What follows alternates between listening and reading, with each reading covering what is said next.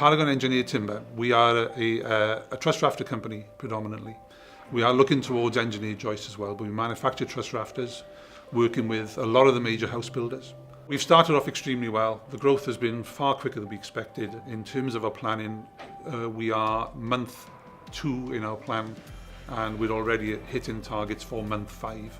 One of the main discussion points and strategic reasons of choosing our current location here in Resolfen was purely down to accessibility to our customer base, which is a huge key point for us in our business. Whilst we've been set up here in Resolfen, we've had fantastic support and response from the local council in terms of the Newydd Port Talbot business development team. The future does look very bright for us. With that said, we're working very closely with the Newydd Port Talbot Council and the business development team and their various organisations to help us with recruitment, which is something we're very, very keen on doing in terms of bringing young local people from the Newydd Port Talbot area into our business. We've built a key core staff base here that can help us with the skills we needed.